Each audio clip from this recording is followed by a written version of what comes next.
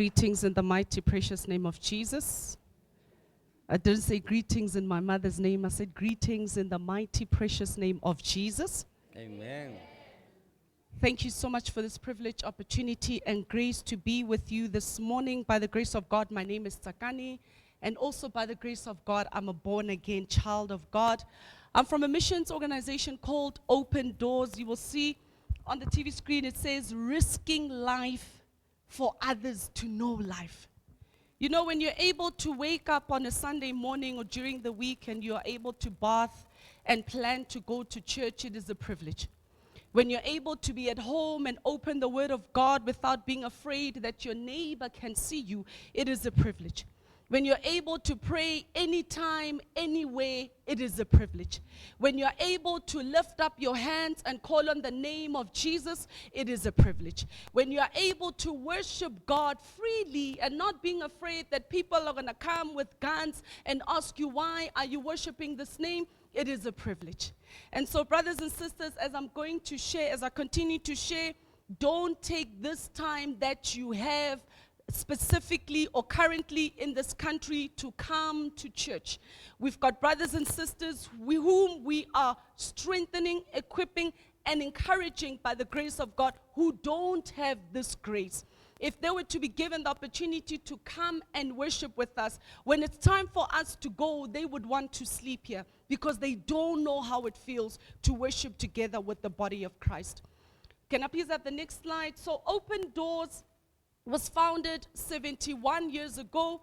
As we know that when the Lord wants to do a great and mighty thing, by His mercy and grace, He uses man. And so when the Lord started this ministry, He used the servant of God that you see on the screen. His name, should I say, was Brother Andrew. And I say was because he passed away in 2022. And when the Lord called him, his story is very interesting, which I'm not going to go into detail. If you want to hear more, you must come to the evening service. So I've only got a little bit of time, so I'm just going to summarize everything. But if you want to hear the deep stuff, come at 5:30. So yes, Brother Andrew, and the Lord called him as a missionary type of, and his calling was very interesting. Can you please click again? He was known as God's smuggler. Please go back to the other one. He was known as God's smuggler, and he would smuggle Bibles he started in Eastern Europe. And the reason why he smuggled Bibles is because the reality is, even today, in some countries, to get access to the Word of God is difficult. In some countries, it's dangerous. So we are privileged to be living in a country where for us to get access to the Word of God is not difficult, is not dangerous. It's just a matter of money. And so when he started the ministry, he would smuggle Bibles from border to border using that beetle that you see on the screen. And the Lord gave him Revelation chapter 3, verse 2, which I'm going to paraphrase. It says, wake up and strengthen the things that remain, which is about to die.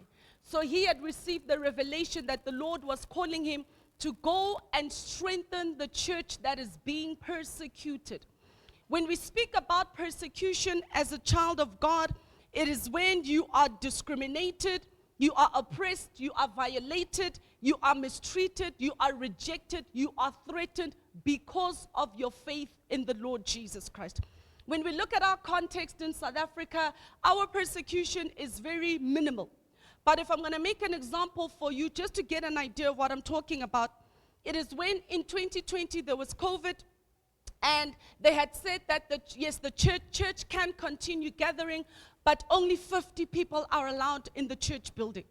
And then a couple of weeks later, they came back and said churches are no longer allowed to gather because the disease was spreading and so forth. But do you know that at that time, when they said churches must close down, taverns and pubs were open? So when we look at that, it is a form of discrimination. Now, when we look at the different types of persecution, let me also go back to us. When we look at our schooling system, when I was growing up, you had to go to assembly, and I thank God for that. It wasn't a choice, you had to. And I thank the Almighty God for that. When we look at today, when you want to go and preach at a school, they'll tell you that, some schools, most schools rather, will say we cannot allow you to come and preach because we now live in a country that says all religions are equal. So if we allow you, we're going to have to allow everyone else. So look at this scenario when you are a teacher and there's a child who's manifesting in class, and you've got the power of the name of Jesus, and you can't call on that name because you are imposing your faith on that child. So which means class cannot continue because of the faith that you have. That is also a form of persecution in our context. Now, when we look at the different types of persecution, there's emotional persecution, there's physical persecution. Physical persecution is brothers and sisters, missionaries, evangelists, and pastors that are in countries where they have been sentenced to jail. Now, these are men and women who were taken, maybe they were having a house church in their home, or they were traveling from one village to another, and the officials in that country would say, stop preaching the gospel. And because those men and women know whom they serve, they cannot stop preaching the gospel. And one day they would be taken to prison. Now, these men and women haven't had the opportunity to plead their case. When they come out of jail, it's only by God's grace. Some of them would share that in the prison cell, they are beaten. Sometimes they would be denied food. And one of them shared that they had to resort to eating grass because that was the only thing that was available. So when we look at another form of physical persecution, is brothers and sisters that are being killed, that are being slaughtered because of their faith in the Lord Jesus. Some of us can see what's happening in North Nigeria. Another one is financial persecution, where we've got brothers and sisters that had to lose their jobs, not because the company was closing or the company didn't have money, but because this person has now become a follower of Jesus. And so what they would do is, the supervisor at work, once they find out that you're a Christian, they will give you an ultimatum. It's either you continue with your faith, but unfortunately they cannot have a Christian working in their country, or you deny your faith and you continue to work. These are some of the decisions that our brothers and sisters need to make. Another one is mental persecution. Another one is digital. Digital is like countries in North Korea, when you can even have the most latest, smartest, most expensive phone, you won't get access to the Word of God because of the regime in North Korea has cut access to accessing things like the Bible app. So they need to resort to, when they read the Bible in North Korea as a family, husband and wife and all the children, what they do is they take the Bible, they dig a hole in the backyard. That's where they hide the Bible in North Korea.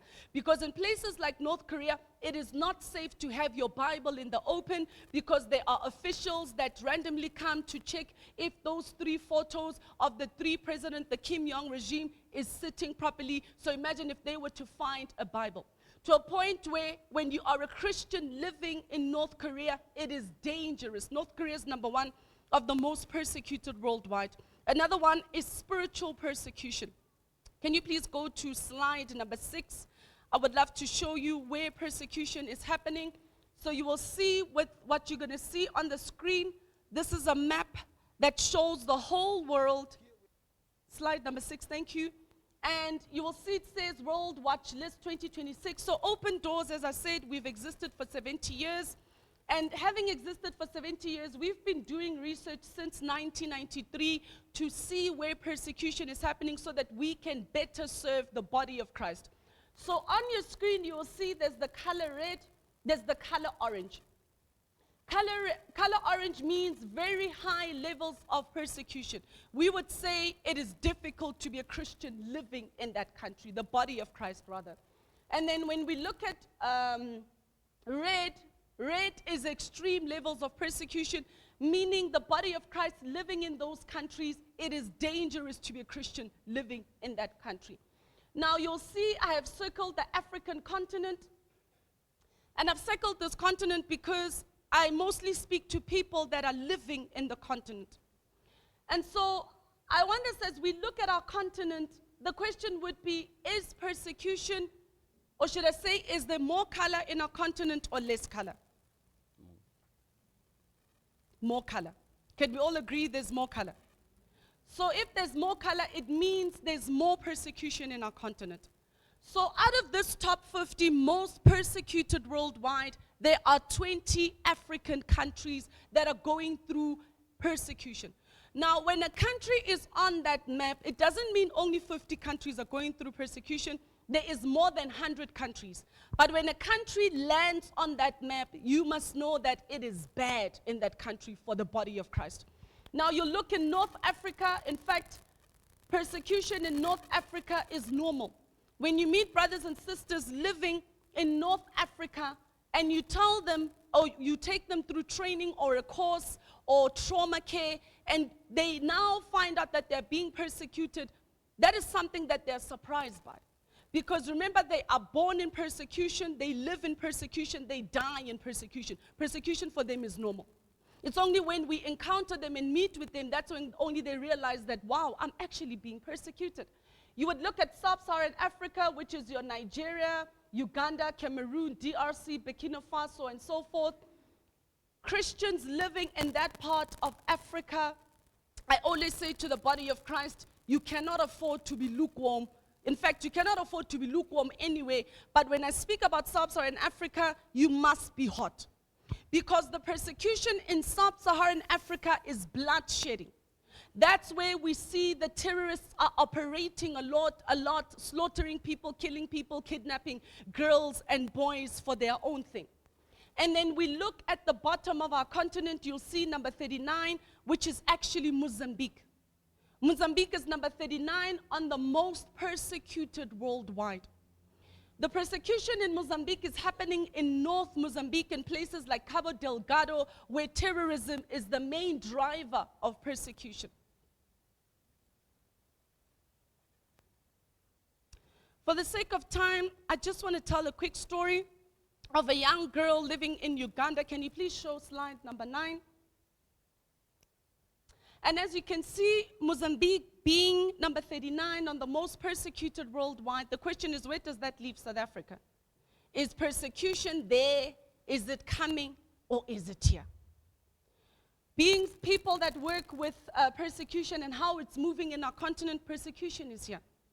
So I also want to exhort you as the body of Christ that we must be rooted in the Lord. We must pray. We must spend time in the Word of God. Because if persecution finds you lukewarm or not being sure, it will be easy for you to deny your faith. Now, when we look at Susan, please go to slide number 9. The story I'm going to share is of a young girl who's from the country, Uganda. Slide number 9. And her name is Susan. Susan lived in the north part of Uganda, and her father would continually say to her and her brother that if I find out that you've become a Christian, I will kill you. One day, there's actually a pastor from the Full Gospel Church who went to the school to preach, and Susan accepted the Lord Jesus Christ.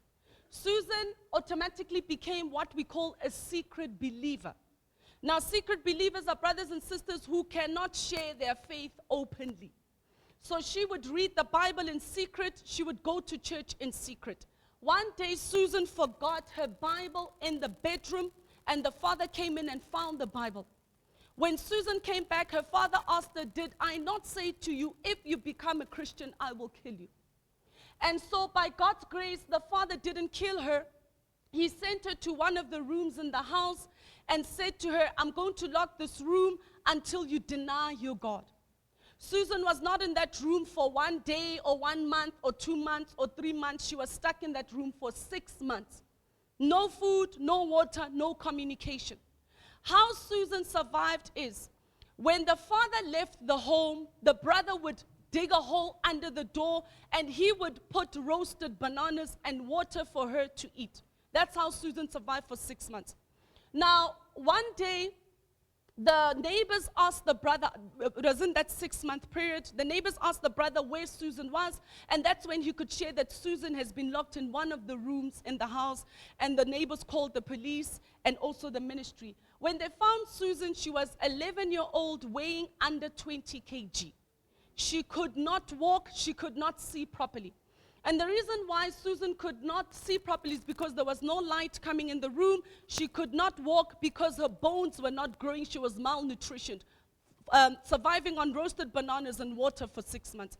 When Susan was taken to the hospital, she was asked, why didn't you just deny your faith and continue with your life? An 11-year-old girl said she did not see the point of living without Jesus. She rather would have died confessing her faith and meet her Lord face to face. Now you will see Susan at the side of her bed. She's got crutches. That's obviously after being taken to rehabilitation. Obviously, with what happened to her, she could not walk on her own. So which means Susan, when she wants to get up, when she wants to walk, when she wants to, I don't know if she can run, she's always reminded of the scars that she has because she refused to deny her faith. So you'll see the top picture that is 2011, 2019, and the next one, please click to the next slide. This is Susan. This is the latest story received. This is Susan in 2024. She had turned 23 years old. Is her father still saved? No. But what we can learn from the persecuted church is resilience, perseverance, endurance, and forgiveness. She's still praying for the salvation of her father.